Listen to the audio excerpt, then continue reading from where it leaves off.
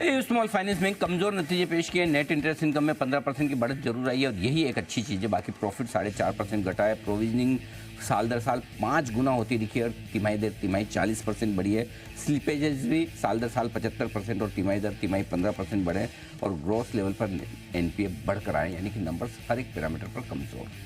चोला investment यहाँ पर बढ़िया नंबर्स हैं। नेट इंटरेस्ट इनकम 36% बढ़ी है, मुनाफा 28% है, लोन ग्रोथ 27% की रही है, एयूएम 36% बढ़े हैं और एसेट क्वालिटी में आपको सुधार देखने को मिला है। बढ़िया नंबर्स चोला इन्वेस्टमेंट के। ओके, श्रीराम फाइनेंस के नंबर भी और मजबूत है। नेट इंटरेस्ट इनकम 17% बढ़कर मुनाफे में भी हल्की फुल्की बढ़त है।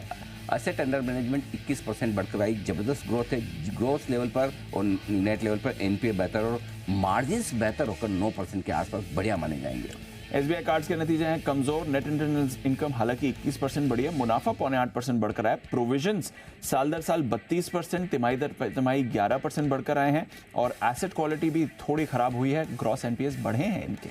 वेदांता अच्छे नतीजे पेश किए। 1050 करोड़ के मुनाफे का अनुमान था, आया 2000 करोड़ के ऊपर। मार्जिन 21% से बढ़कर 24%, आय में 4% की रही बढ़त। ओवरऑल अच्छे नंबर्स। आईएक्स के मिले जुले नतीजे हैं। मुनाफा जरूर 19% बढ़ा है और आय भी 15% बढ़ी है। मार्जिन्स में थोड़ा एक्सपेंशन है। वॉल्यूम्स भी अच्छे हैं बट उतने खास नहीं है जितना शायद सोचा गया था। ओके, कैप्री ग्लोबल, यहाँ पर भी नंबर्स मजबूत नजर आ रहे हैं। मुनाफा 3 गुना बढ़ता हुआ दिखा, 51 करोड़ पर पहुंचा है और 280% की बढ़त है।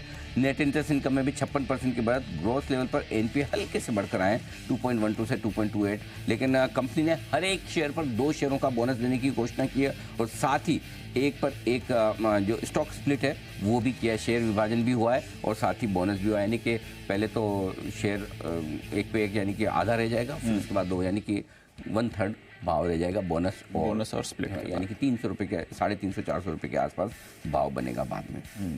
गिवन टेक अच्छे नंबर्स हैं। 26% profit growth, 16% revenue growth, margin भी 43% के बढ़कर 45% के आ गए हैं। India bull housing finance finally एक फंड रेजिंग प्लान सामने आता दिख रहा है। राइट्स इशू के जरिए कंपनी लगभग 3700 करोड़ रुपए जुटाएगी। 150 रुपए के दाम पर ये राइट्स इशू जारी किया जाएगा। 7 फरवरी से 13 फरवरी तक खुला रहेगा राइट्स इशू। और मंगलम सीमेंट, यहाँ पर नतीजे अच्छे हैं। सीमेंट के वैसे भी अच्छे हैं। 16 गुना मुनाफा बढ़ा है, 1 करोड़ से 16 करोड़। मार्जिन 0.5% के 13%। आय हालांकि फ्लैट रही है। बढ़िया ऑपरेशनल नंबर्स। ये हैं आज के टॉप 10 स्टॉक्स।